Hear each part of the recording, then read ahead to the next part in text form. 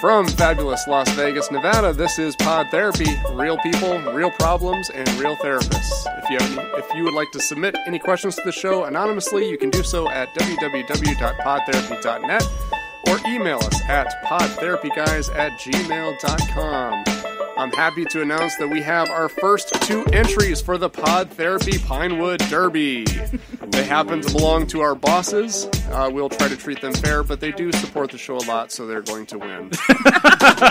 And now, broadcasting from the churn, that guy's Dr. Jim Jobin. I'm Nick Tangeman. It's time for some Pod Therapy. I forgot about... Oh my god, is that the car? Yeah, they have them. Oh my god. No way. Mine's going to win. Jake thinks his is going to win. There's 2 cars here. He's a fool. So with us in studio is Jake and Judy Schneider, the power couple of the Illuminati Theraproducers. Yep. Woo. They have been on board right away. It's so funny because I think back to the history of...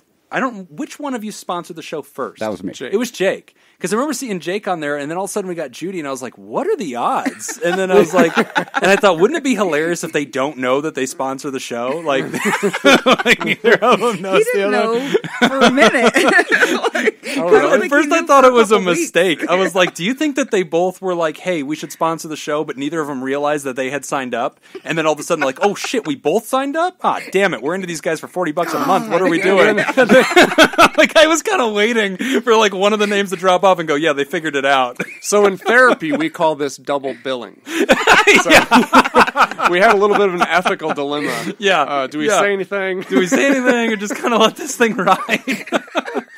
So you guys have been sponsors right away, right from the beginning, and we met you guys at Scoop Fest whenever you guys were here. That was in October. Yep. And that was actually right around the time that we had opened up the Patreon, and you guys were the first people on deck. Did you guys discover Pod Therapy at Scoop Fest? No.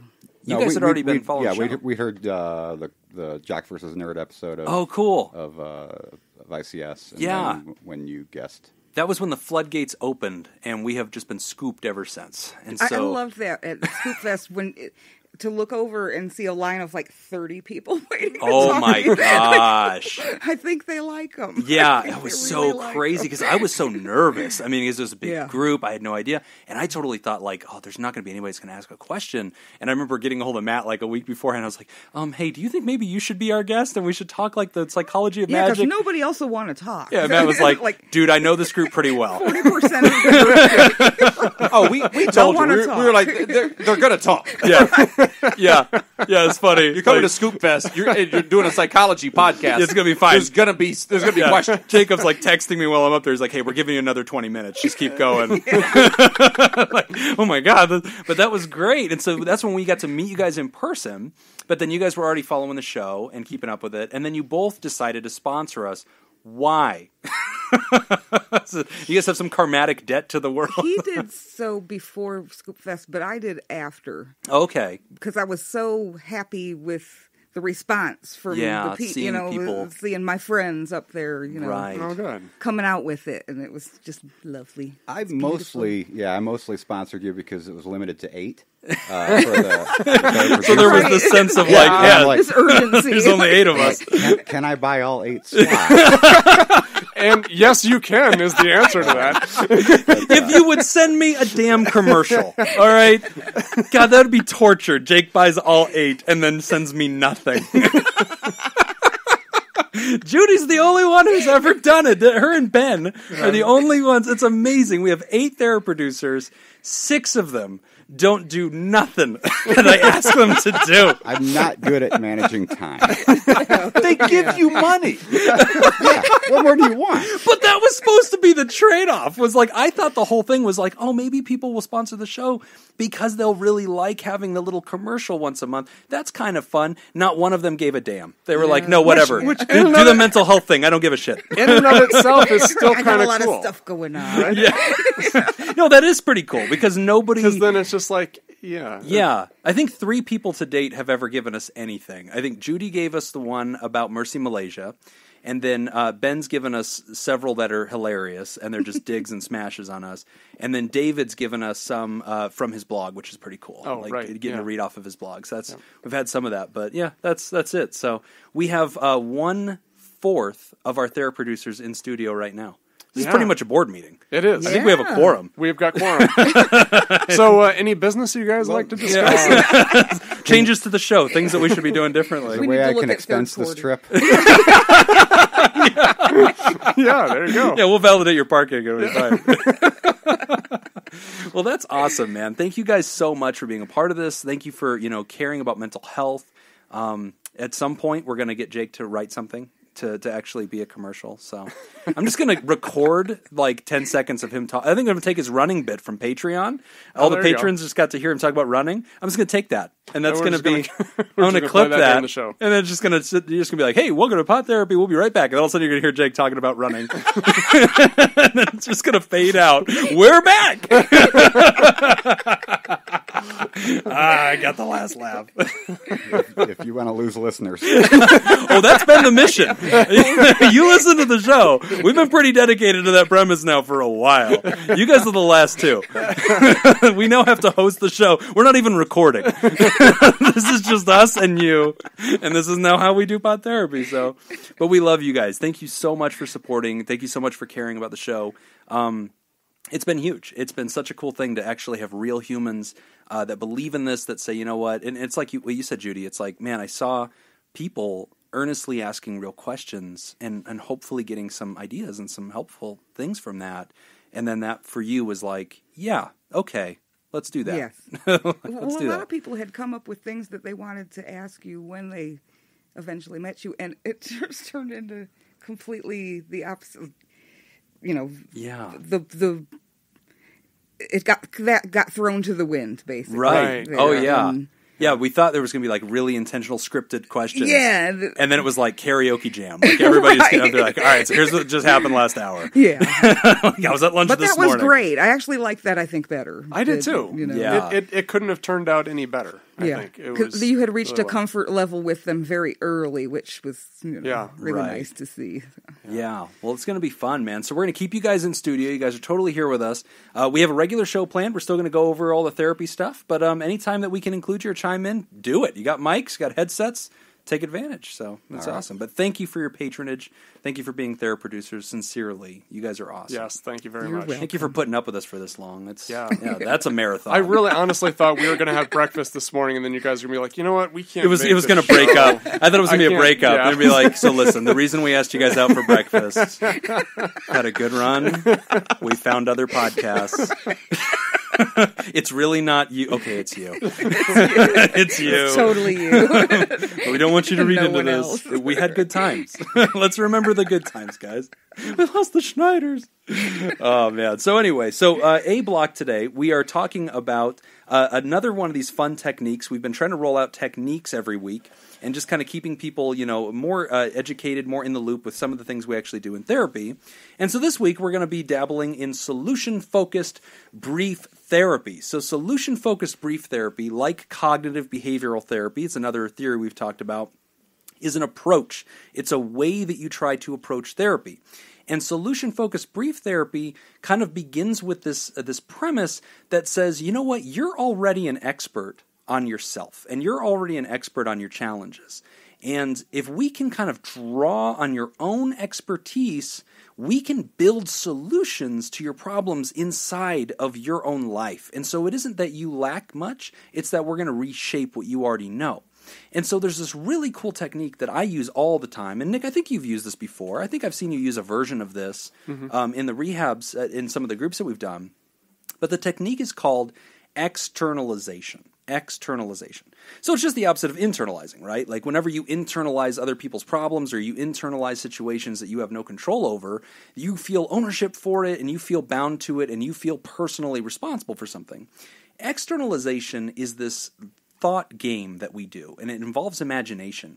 And basically what I tell people is I want you to take your problem. So like in my case, it might be like anxiety. And for those who play Jim's Neurotic Bingo at home, you know it ain't just anxiety. But we'll pick that one since everybody knows that one's there. Everybody get your stamp out. Get your stamp out. Somebody's going to do it. I'm waiting for the Neurotic Bingo cards to be passed around. It's going to be a fun day. So basically we take a problem, and in my case anxiety, for a lot of folks that Nick and I have worked with, it might be their addiction or something to that effect. And we'll say, okay, here's the deal. You've lived with this for a long time, and I want you to pretend for a second that it's not you. It's not Jim and Jim's anxiety. I want you to imagine Jim, and now I want you to imagine that sitting next to you in the chair beside you, this empty chair, is Jim's anxiety. And Jim's anxiety is a person.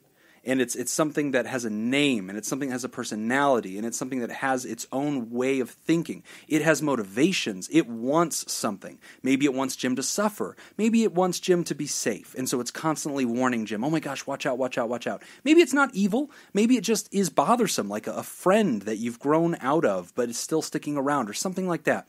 But the more we can get your problem to have a personality, it's interesting because humans, if we sit around and talk about how not to relapse on alcohol, and they're in recovery for addiction, we try to teach them all these techniques, right? And sometimes that can seem like really profound and confusing, and it's almost like trying to teach somebody how to like program a website, and they're like, okay, I kind of remember what you're talking about, but it's like not my native language, so I don't understand it.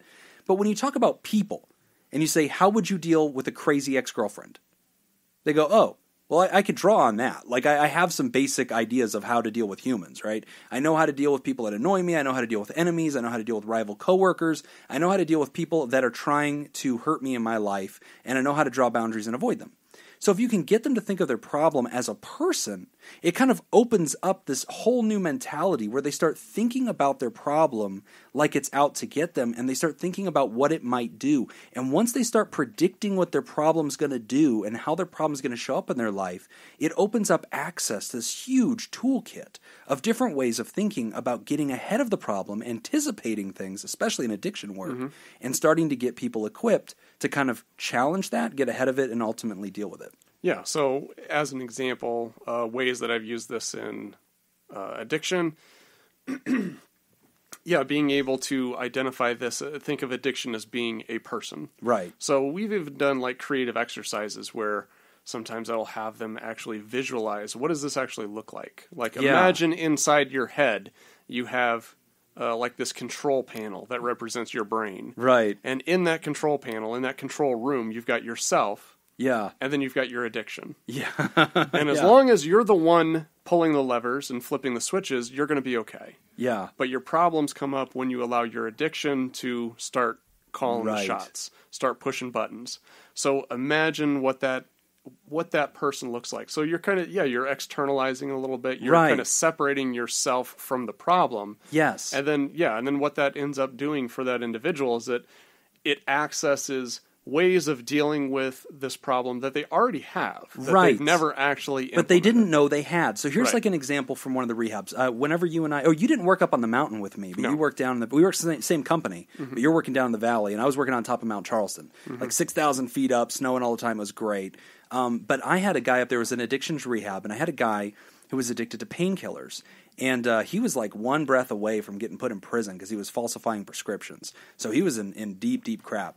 And so here's how we did this game. I said, hey, man, I want you to, your homework is to go home, back to your cabin. I want you to think about what your addiction's name is, what's its personality, and come back and teach me about your addiction. So there's this whole rigmarole I do to kind of prep them for the experiment, but they do it. And I'll call this guy Mike. Mike comes back and he says, and I think I've told some of this story before on the show, but he says, okay, I'm going to introduce you to my addiction. And I said, okay, great. What's your addiction's name? And he says, Legion. And I was like, oh, I've read the Bible. So like Legion's like an army of demons, right? And he's like, it's worse than that. And I said, worse than an army of demons? What the hell is that? He's like, it's an army of used car salesmen. And I was like, Mike, you have my attention. Like I don't know where you're going with this, but go ahead. And so he's like, yeah, it's like, have you ever walked onto a used car lot and you know it's a scam? You know that most of these cars are lemons. That's why they're here. But you're here because you have no choice. And so you're engaging in this. But everything they say to you is kind of slippery and slimy and very hard to argue with. And so like they keep clawing you in to stay and go deeper into the parking lot and look at more cars. And they'll do anything to get you into a car.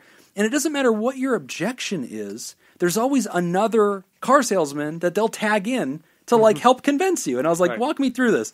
He's like, so you walk into the car lot and you're like, oh, well, I need something that's, good MPG for work. And they're like, oh, take this SUV. And you're like, that doesn't have good MPG. You're like, oh, well, hold on. Dan, come here. Dan has studied a lot of this. Dan, what would you say about the MPG? Oh, just drive downhill. Let me see the map that you're driving. Where do you commute? If you drive downhill more, you'll get some airspeed. It'll be great. This is a good deal. You don't want to pass up on the car. Well, I don't know if my wife would like this. Hold on, Amy. Amy, come over here. Amy, give us a female perspective. Oh, I love this SUV. Oh my God, your wife would. You know what? Don't even call her. Like, right. just drive home with it. Women love this. This is a muscle car. There's always some excuse. And so I said, Mike, how does your addiction talk like that? And he said, because I'll tell my addiction, I can't use today, man. I'm going to get in trouble. I'm going to get locked up. I'm going to lose my wife. And his addiction will go, no, you're not. Hold on, let me get Amy. Amy, come here. Oh, she loves you, man. For better or worse. She's never going to leave you. Oh, are you sure? Well, I don't know. What if the judge locks me away? Hold on, let me get Rick. Rick's like a certified paralegal. And then like Rick comes over, he's like, hey, man, don't worry about it. You know, last time the judge said, hey, they don't want to see you do this again, but they've already given you 2 hours of strike. So, I mean, you're not really going to get in trouble. And, you know, what about my health? I might die from this. Hold on, let me get Larry. Larry's kind of like a paramedic. And like Larry comes over and goes, you know, man, you've done a lot harder things before and you're still alive. There's always an excuse. And I said, so Mike, how do you deal with the army of used car salesmen? He says, I have to remind myself that I'm on a used car lot.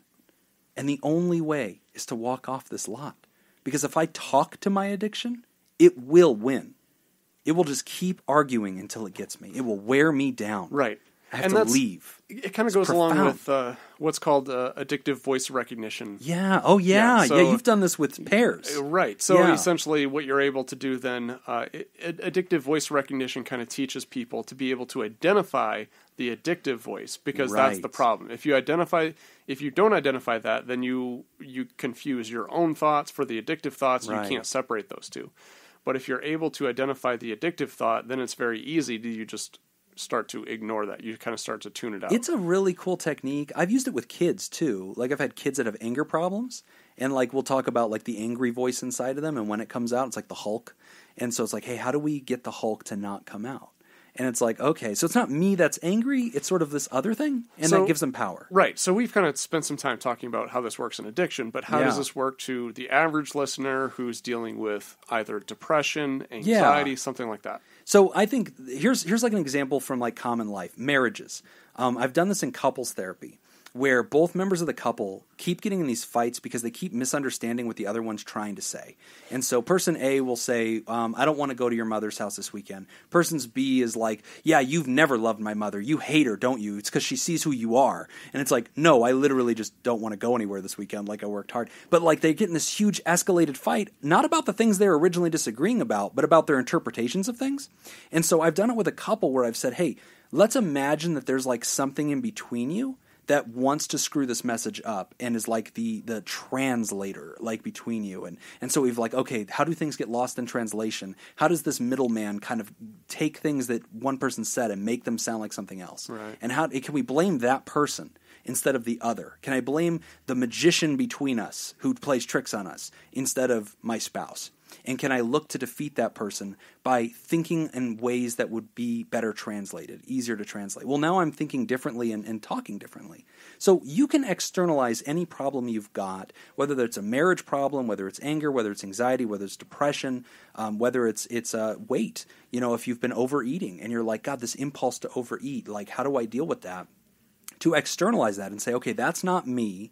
That's this voice. That's this person. That's the gobbler, you know, or that's like Ronald McDonald, and he's like, come on down, you know, one more. You can have one more. And it's like, how do I create that other voice, understand what its intentions are when it speaks to me, and how can I speak back to it? Mm-hmm. And it's a very profound technique to do. And I think that really gets to the heart of a lot of things. It also helps you to kind of depathologize yourself. Instead of feeling like I have a problem, I am anxious, I am depressed, I am sad, I am insecure. Sometimes we can take that, and we do this in a mild way, even in cognitive behavioral therapy, where a person will say to themselves, man, I'm not worthy, I'm not good. And we'll say, Nick, whose voice is that, though? Right. Is that yours, or is that your father's? Like, oh my God, it's Dad.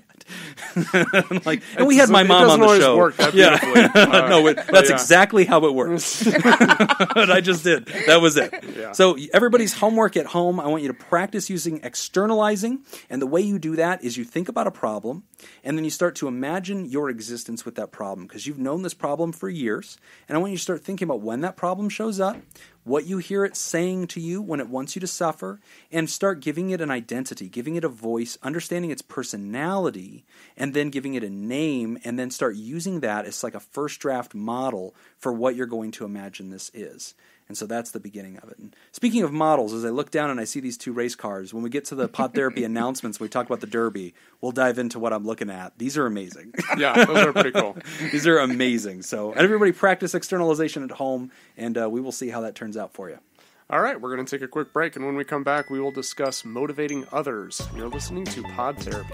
This week's Theraproducer sponsor is Robert Paulson. What? That's right. Robert Paulson, who pledged exactly $4.99 so he could be king of the THERAPALs, and who we put in the THERAPOD category against his will.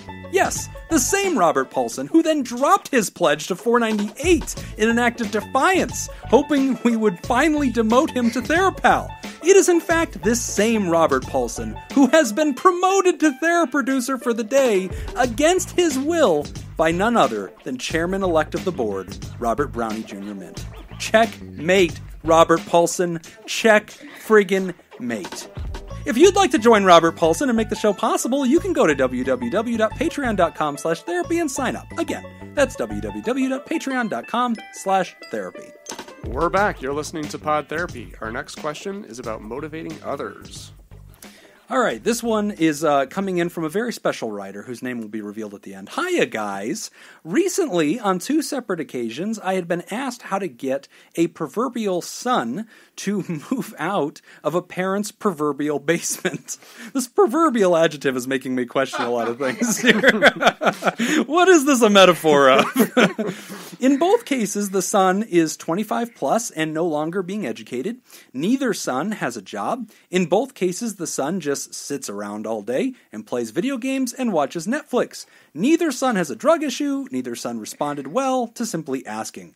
My suggestion both times was to start charging rent, because money is a good motivator, although motivating someone to keep such a low bar of living in their parents' basement doesn't seem like a solution. I keep thinking about Nick's statement regarding rehab, that you have to want to be in rehab for rehab to work. I think in both cases, the son needs to be motivated to move out versus kicked out. The actual question is this: how do you motivate somebody to be motivated? My parents would have tried shaming me. I would threaten to treat my 5-year-old like a 3-year-old, asking for a friend. Robert, the most awesome dude ever, Paulson. Fact, not opinion. Fact. It's scientifically proven. And most recent Theraproducer for the day. Well, Robert, I'm so glad you wrote in. One thing I do want to clarify, one thing that I had said, I know what he's talking about when I was talking about rehab and how you need to want to be in rehab for rehab to work. I believe I did say that to kind of qualify that a little bit in more detail. People don't people never come into rehab. Want is a strong word. Yeah. But here's the thing. It's motivation. People can be motivated to come into rehab, but they're never motivated for the right reason. So right. I always like to use running as an example. Oh, Jake can weigh in on this. There we go. How motivated is your running? Running from the thresher, I'm telling you. There's exactly. There's a way to do this better. So we were talking before the show about some ideas of making running more of a spectator sport. Trying to bring it into the next century, man. But so imagine if you're running because you're being chased versus running because you have a goal in mind, someplace you want to get to. From the outside observer, just looking at 2 individuals running, they may look the same. Right. But what we really notice the difference is when the person who's running, if they're running from something that's chasing them, when that thing stops chasing them, they stop running. Yes. Whereas the other person, they're going to run until they get to their goal. Yes. So the way I always like to word this is when people come into rehab, everybody is running because they're being chased. Yes. Sometimes those are internal motivators, sometimes they're external, but it's all fear-based. Something bad got them there. Right. They're not on a winning streak. So, that's not why they went to rehab. So our main job is switching that motivation from fear-based motivation into rewards-based motivation. Right. So what they want to get to. So yeah, a big part of what we have to do is motivate people. Yes. A lot of times motivate people who don't want to be motivated. Yes. So Robert, I can tell you a few things that probably are not going to be very effective. Changing, I wouldn't go out of your way to make the conditions in the home comfortable. Yes. They shouldn't be made comfortable. Right. However, I also wouldn't go the other direction and intentionally try to make things like don't set the house on unbearable. fire to get them out. Right. I think paying rent, charging rent. Yes. I think that seems fair. Oh, that's a great idea. But I wouldn't go too far into shaming or anything like that because that doesn't motivate people to do anything different. No, for the most part, them. it just gets them frustrated. Right. Big part of what motivational interviewing is that we do a lot in our job is we work through discrepancies. Right. So we have to be able to help the individual identify a discrepancy between where they see themselves currently and what they would like to see. Right. That's the foundation for any motivation. So I don't know what that looks like in this particular case. I mean, for each one of these individuals living in this proverbial individuals basement. In a proverbial basement. Right. Whatever the hell this means. For these individuals, for them to be able to kind of have some kind of idea of like what is it that they would rather have in their life. Right. Because I can't imagine that being a great scenario. There's definitely perks to living at home. Yeah. Not having to pay rent. But do you ever plan on having any kind of relationship? Right. You can. Well, that's running toward things. That's teaching them about things they could have that are on the other side of the rainbow here. Yeah, and then go for it. And then being able to draw back to the discrepancy. So this is what you want. Do you see this happening here in this environment? Yeah. How's that going to work out? Helping them identify the logic of it. So Nick had dropped a term here that we use. It's called motivational interviewing. And when you hear that, you think of an interview, like a job interview. But in psychology, interviewing means the encounter with another individual, right? Mm-hmm. And so motivational interviewing, or MI, is something that we use which has to do with exactly this question. Robert asks, how do you motivate somebody to get motivated? How do you start from zero and get them to feel the sensation of wanting something? How do you help them find that? And the technique that we generally use is motivational interviewing. Interesting piece of history here. Motivational interviewing came from the patron of solution-focused brief therapy, which is Dr. Milton Erickson.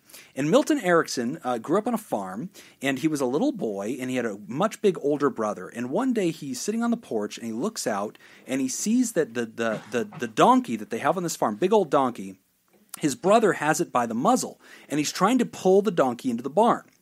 And he's giving it hell, and the donkey's heeing and hawing, and the donkey's pulling back, and the brother's not strong enough to actually overpower this donkey, right? The donkey's very stubborn. And so the brother screams down for his little brother, Milton, to come over there and help him. Well, little Milton Erickson's like a sickly kid. He's not very strong. He can't add much heft. So he goes running over, and he grabs onto his brother's back, and the two of them are now pulling in the same direction toward the barn, and they're trying to pull this donkey. Well, the donkey's just having his way. He's pulling away from both kids. He's way stronger than them. They can't do it. Milton gets an idea. He runs around to the back side of the donkey, he grabs the donkey's tail, and he starts pulling in the opposite direction. So now big brother's pulling on his muzzle, little brother's pulling on his tail in opposite directions. Well, the donkey gets sick of this crap, so he pulls back against the lesser force. He pulls away from Milton and walks toward the big brother, walks right into the barn.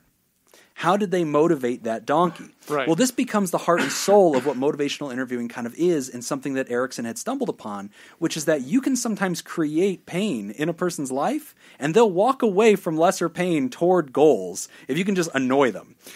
And so, this becomes this question of motivation. So, to this idea of rent, absolutely charge rent. You need to create an environment that is a little bit more annoying than the real world. And so they will then pull against the lesser evil, right? So in the real world, they have freedom. In the real world, they can see friends. In the real world, they can do what they want to do. They can be self-directed. In your world, there needs to be curfews. There needs to be restrictions. If you're under my roof, it's going to be these annoying rules. Well, these rules don't make any sense. I know it sucks, right? But this is how it's going to be to live here. And you got to pay me rent. You guys are charging way more than I could pay. I could get an apartment for twice this and live on my own. You're right. And so if you kind of create that dynamic where you start pulling on the tail of the donkey, they'll pull away from this to go towards something easier. Mm-hmm. And so you do need to create an environment that's not inviting, that has kind of an air of difficulty to it. And if you create that pressure environmentally, you don't even have to be mean to the person. Right. They will start to leave. And that's one way to motivate young people to kind of exit. I am not a therapist, but I can tell you from just personal experience, Jim knows how to create annoying environments. I'd listen to the man on this one. Dude has a PhD in being a pain in the ass. And he knows about donkeys. That's a man that knows donkeys. Donkeys. That is now 2 episodes. That is now two out of the last 3 episodes. All we've the talked about secrets donkeys. of life are wrapped up in donkeys. I'm telling you. You don't even need a therapist. Go buy a donkey and watch its ways. Great question, Robert Paulson, and thank you for being a temporary Theraproducer of the show. And that wasn't that he was asking for a friend, so be sure to pass that information on to your friend. Yes, and also tell them about Pod Therapy. Right. Make them listen to it. All right, well, we're going to take a short break, and when we come back, we're going to talk about reading Mom's diary. You're listening to Pod Therapy. This week's Theraproducer sponsor is Kyla Lansbury. Kyla, also known as MERB for Mars Exploration Rover B and nicknamed OPPI, is a robotic rover that was active on Mars from 2004 to 2018, launched in 2003 as part of NASA's Mars Exploration Rover program, and landed in the Meridani Planum on January 25, 2004, 3 weeks after her twin, Spirit, touched down on the other side of the planet. With a planned 90-sol duration of activity, Spirit functioned until it got stuck in 2009 and ceased operations in 2010, while Kyla was able to stay operational for 5,111 sols after landing, maintaining her power and key systems through continual recharging of her batteries using solar power, and hibernating during events such as dust storms to save power. This careful operation allowed Kyla to exceed its operating plan by 14 years and 46 days in Earth time, 55 times her designated lifespan. But in June 10th, 2018, her last contact to NASA occurred, and her rover has traveled a distance of 45.16 kilometers, 28.06 miles, which I'll have you know is less than Jake can run. Yes. 14 years?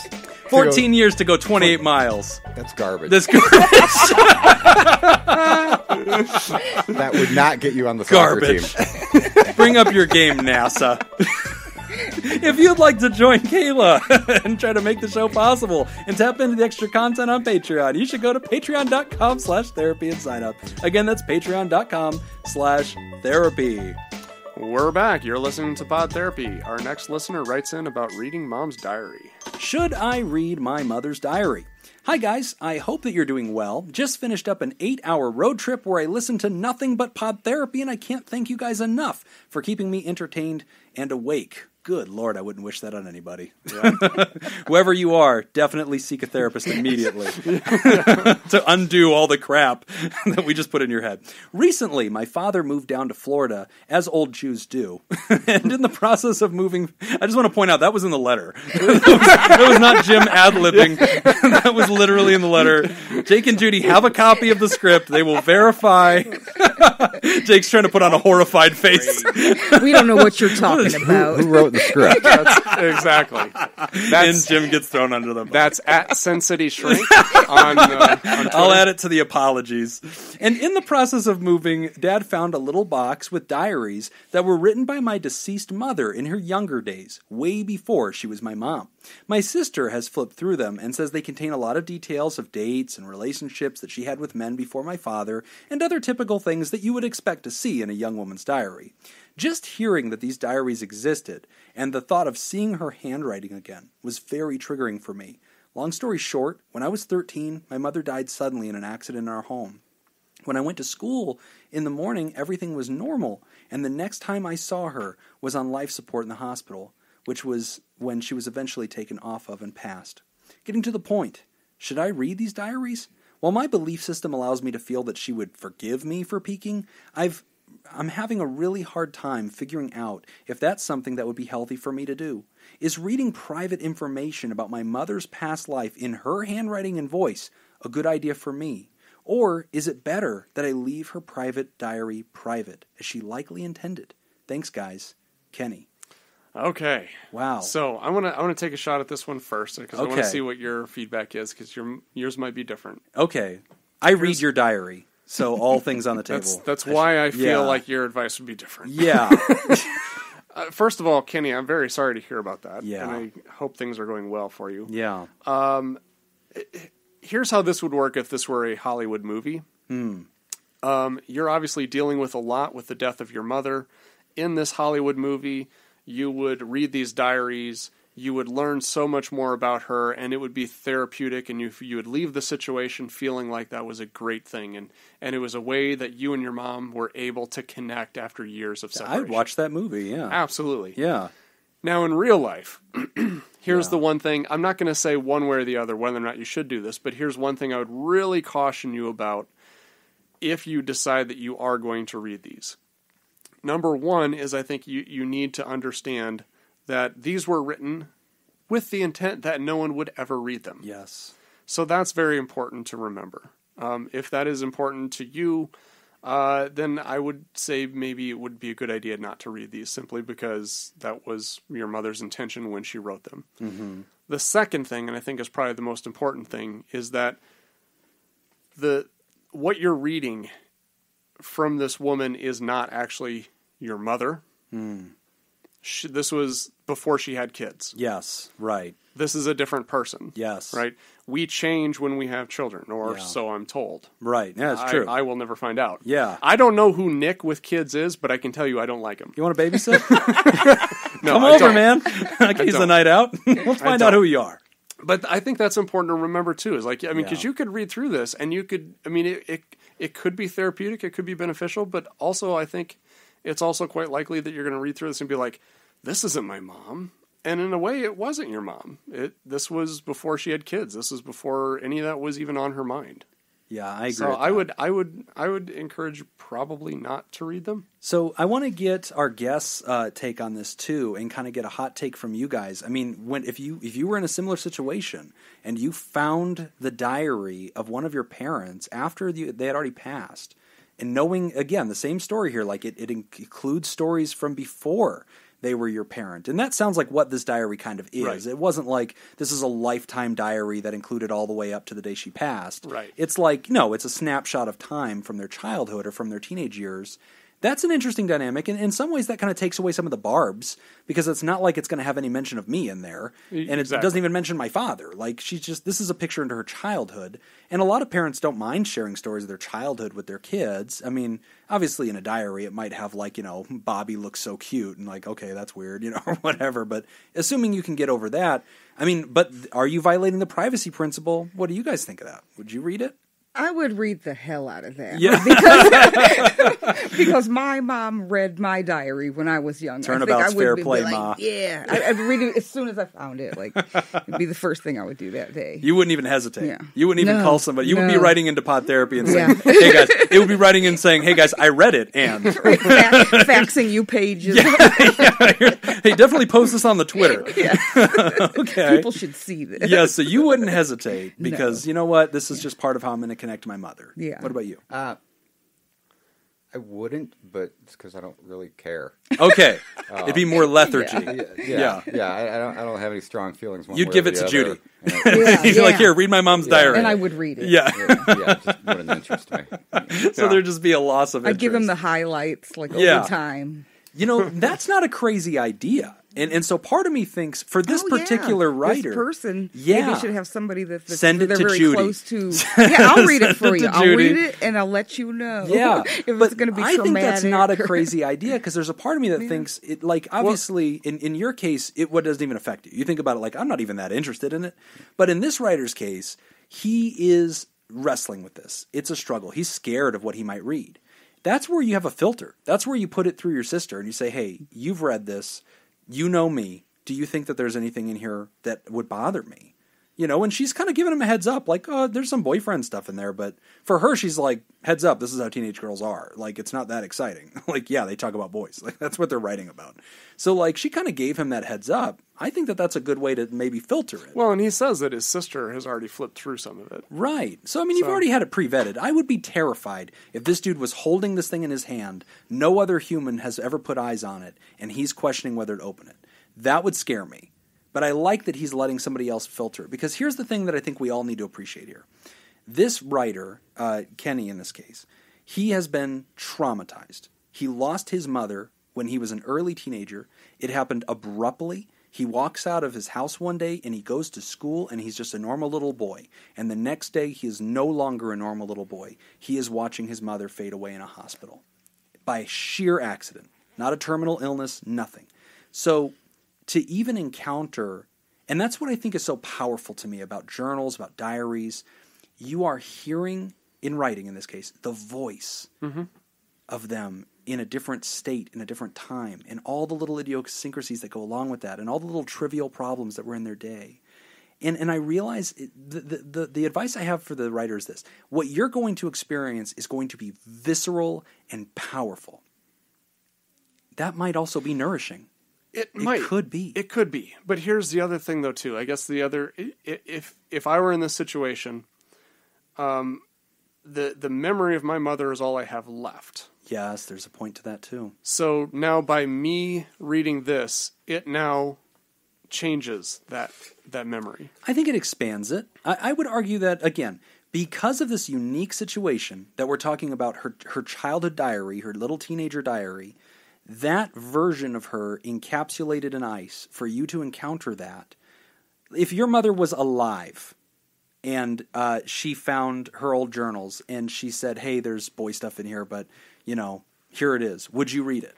If she was like, hey, kids, you and your sister are at the table, she's like, here's my journal when I was a kid. You could flip through it and see what my life was like. And here's me getting in a fight with your grandpa and all this kind of stuff. Like, that wouldn't change your image of your mother. Like, no, but I think in that situation, like, it kind of like what Jake was saying, I'd probably be less interested in it. Just sort of decline it like I'm not interested. Yeah, just like, well, yeah, I'd flip through a few pages. But the writer is interested in it. Yeah, I know. And so his question is this going to hurt me? I think our immediate answer is there's always that risk, right? What you're encountering is not a nothing document. You're not finding coloring pages from when she was 5. You're finding her innermost thoughts that she believed at the time are going to be private. Having said that, though, I really think that there's something powerful and profound about that I think you have a right to as her child. And I know that most family members, they don't intend for anybody to ever read that, but if anybody does, I hope it's my children. I hope that they were the ones who would inherit my truth. Because I probably would have told them my truth anyway. Unless I killed somebody and, like, there's a secret about that in there. But she's a teenager. It's probably not in there. Right. But I know for me, like, I write. I have a journal. I have a really cool, like, leather-bound one that I keep. And I write in it. And even as I write in it, I just know how the universe works. And I know that unless I just want to say that out like, in the desert where nobody can hear it, it's an artifact of my existence. I've seen Civil War diaries. Like, somebody might find this one day. And I hope that if anybody ever did, it would be my children, and they would somehow enjoy encountering the voice of their father as he fretted about the day's problem. So ultimately, I guess we can kind of wrap it up this way with, back to the writer, Kenny, you know your mom better than we do. Right. So we've thrown some ideas out, both for and against. And I think it kind of it comes back to you as far as you know your mom. Do you think that this would be a good thing for you, or not? And just go with your instinct. I guess. Yeah, and again, to put a bow on it, his point was: is it a good idea to hear a different version of my mother? I think yes. I think why not, man? Because nobody else, her existence is gone for all of eternity, and her memory is gone. It only exists in you and your sister. You are the only 2 humans on Earth who will ever live who could read that journal and have a visceral, memorable encounter with it. I think that's too profound to waste. I think that's a jewel. It'd be a waste. It's like that scene in Titanic when they throw the giant diamond thing off the back of the boat. Spoiler alert.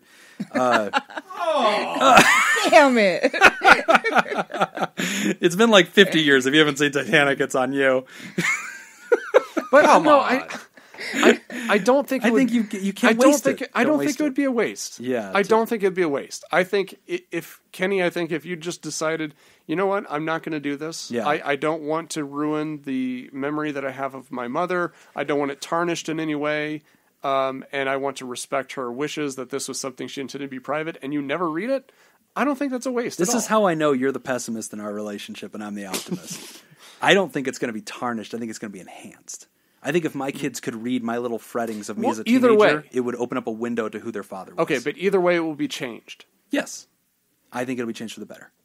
Because I think truth and full experience of humanity is usually a good thing. Yeah. And I think she's a kid. She's not going to admit to like, yeah, I was responsible for 9/11. Like it's not going to be that. No, I know. No, I know that's not the issue. But like, I think back to like, I was listening to Penn Sunday School when he was talking about his issue with people, mediums, right? Communicating with the dead. Right. And that was his biggest issue that he talked about is like that, when you do that, you are tarnishing the memory that I have because I have a memory of my dead relative and now you're telling me she's telling me this. Right. Okay, well now you're changing everything that I know about my mom. Yeah. And that's the last thing that I have. Yeah. Right? And I don't want that tarnished in any way. Okay, but counterpoint. In Harry Potter. Oh my God. Harry Potter loses his parents. See, we're done. We're done. Do you want to help me take his lunch money? Dumbledore has a memory pool. This was the last episode of Pod Therapy. And he gets to encounter the memory of his walking parents. Out of the room. Kenny, don't you listen to these soul-sucking pessimists. Do what Harry Potter would do. And thank you for listening to Pod Therapy. I was even agreeing with Jim right up until then. I lost it. And now I lost my audience. I'm completely on Team Nick now. Well, I hope you learned something, Jacob. Don't agree with Jim. I've learned that. I think that was a lesson that it took a while, but he finally got there. All right, so we're at the part of the show where we have announcements and we have apologies and some special thanks to our Patreons. Couple of announcements. The Pod Therapy Pinewood Derby is coming up next month in March. You got to get those submissions in no later than March 1st. If you want to mail one in, you just have to email us, podtherapyguys@gmail.com. And we will receive your submission. So I am holding our first two submissions, and I want to point out these are here in existence before Nick and I's cars are even built. I'm sure Nick has some kind of warehouse where he's like testing things on NASA levels. So this is Jake's car I'm holding. It is a cool like eye-shaped car. It's got the middle cut away to take away some of that air resistance. This is awesome. It is red and white. It looks like it would almost be like the Japanese flag. Like, do you remember the cartoon on Saturday Night Live, the Ambiguously Gay Duo? Ambiguously Gay It looks duo. a lot like their car. Yeah. It doesn't have the bubble top on it, but it looks other than that, it looks a lot like their car. It does look like their car. It has like a very thin nose at the front to cut through that air resistance. It is painted red, white, and red again, and on the white in the middle, it says Jake, #1. And then on the left-hand side in the white is written simply the best, and on the right, better than all the rest. I like that he made sure to put the propaganda on the car. Yes. This is fantastic. I love that. Very good. I designed it as if I was 6. Yeah. That's how it's going to compete. Yeah, no, it's got that. Yeah, because you ran out of room on one side. Yeah. So Jake, tell us. He did. Jake, tell us the theory of your car. Tell us what was the design intention here. So I looked up on the internet. Yeah. Pinewood Derby shape. Yeah, and that was one of the top ones that looked like I could do it with minimal effort. Okay, did you cut this body yourself? Yeah. Oh my God! I used a saw. Yeah, I assume that you didn't use your teeth. Not his teeth. He beavered that car. I got a piece of it. Well, yeah, I took my calluses on my feet and I used. Yeah. I just rubbed them off. 2 birds, 1 stone.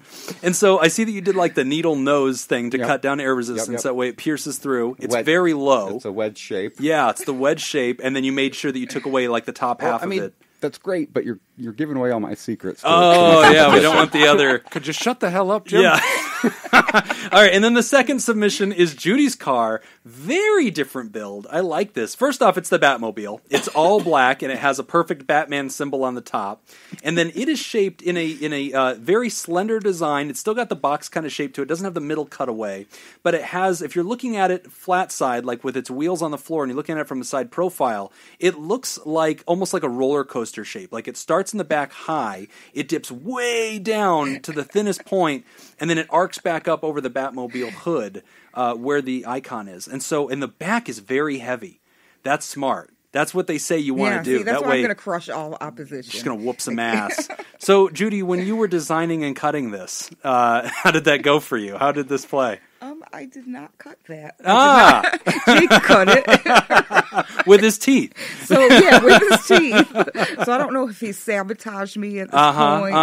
Okay. Well, we'll know if you lose, then you got... Yeah. You can say, but if you win, you take 100% of the glory. Yeah. So, Jake, what was the theory with this one? She wanted the Batman car. Okay. There you go. Pretty straightforward. So he's sitting down with his blueprints, and he's like, all right, so, based on the last run of analysis here, I think this one. What do you want? Yeah, Batman. Okay, but what do you want me to do with it? Yeah, put the symbol on the front. Got it. You know what? I'm going to bet you right now hers actually ends up winning, because that back weight, man, that's a huge, like, part of what they suggest. Mine's got an extra ounce in the back. Oh, okay. He's already weighed them out. Mine's at 4.95. Oh, did you put weights in yours? Yeah, Look at genuine that. deer slugs. Look at that. That was so smart shit. We're going to get annihilated. I know. I mean, this is an ICS joke, but that back weight, though. Yeah, That back weight, though. Oh, my gosh. Well, awesome. So we have our first 2 submissions into the Pod Therapy Pinewood Derby. This shit is happening. And, Nick, you're working on your car. I have a design. I'll tell you right now, my design is kind of in between both of these. Like, I don't have that middle cutaway, but mine's very low. I'm definitely going to play with the back weight thing, except I'm putting it under the car. I should probably put it on top of the car. I'm not giving away all my ideas. The point is I'm going to win this damn thing. So very excited for that. So if you want to get your submission in, it's got to be received here in Las Vegas before March 1st. Otherwise, we're not racing it.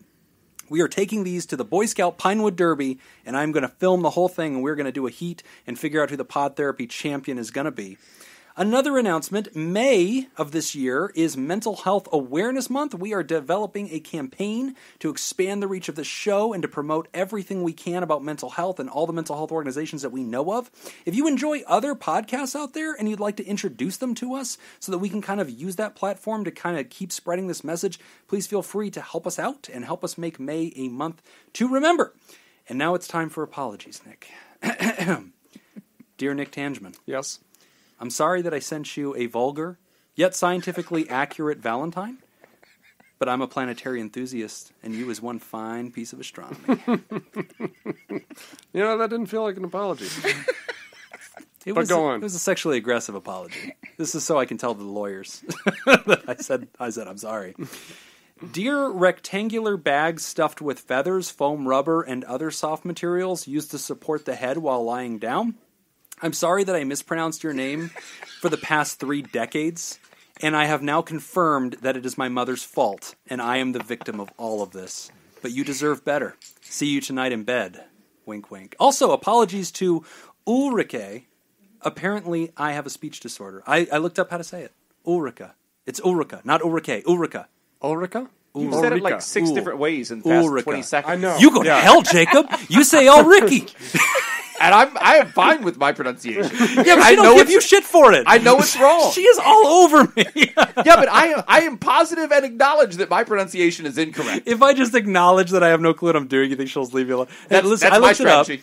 Ulrika. That's how you say it. Ulrika. Or Isn't it Ulrika. Uri? It's Ulrika. But she Ulrika. did say you could say it either way. She said Ulrika. Ulrika is fine or Ulrika. Nick, do we want to take bets Ulrika. on the odds that Jim is at all correct right now? Oh, I nailed it. I'm gonna Ulrika. say That's my not. official Yeah, submission. I'm going now. Ulrika is my official submission. Ulrika. Yeah, you is get my- 2 votes against you, buddy. Yep.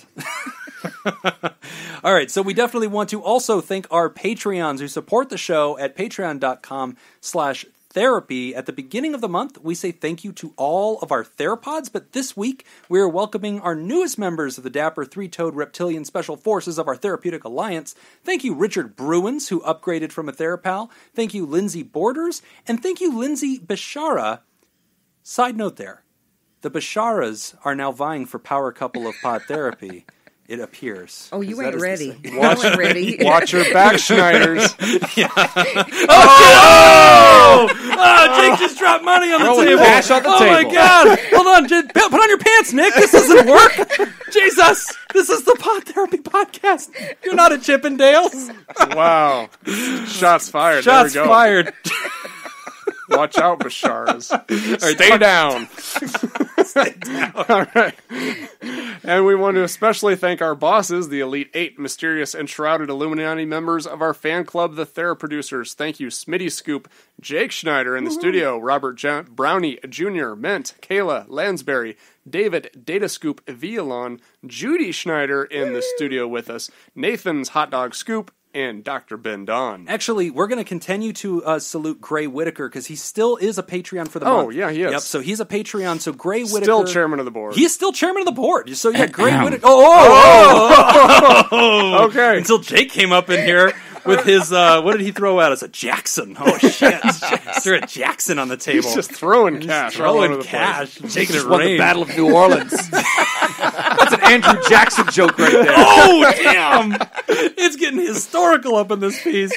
But Gray Whitaker has been a supporter of the show since the beginning, an awesome person, a good sport, and he did need to change it down, so he stepped down. He's still a Patreon, but he opened up a spot on the Theraproducers, and so in March, Nathan's Hot Dog Scoop will be joining us. It was hilarious because I posted onto the internet, hey, we're going to have a Theraproducer spot open, and it was gone in 30 seconds. Yep. My mom is pissed. She was like, she called me, she's like, what the hell? Like, you know I want to do commercials. And I'm like, yeah, that's why he'll never do it. I don't care. But it's funny because I think it was Nathan who actually at some point said, I'm going to reach out to your mom and just start giving her my commercials or something. So like, I'm terrified. So I don't know what's going to happen, but... Gray, we love you, man. Thank you for all your support. Thank you for being a part of the story with us this whole time. And, of course, thank you to all of our Theraproducers. Thank you to the Schneiders, Jake and Judy, who are here today just throwing money at us. I don't know what kind of podcast, what kind of therapists you think we are. But we will do anything for money. Yeah, we're not against it. No. Do some physical therapy after this. Yeah. If you'd like to hear this episode uncut and unedited and enjoy all the extra stuff that happened at the beginning of the show, including our longer interview with the Schneiders, you can join the party, the TheraParty, at patreon.com/therapy, and thank you for supporting mental health.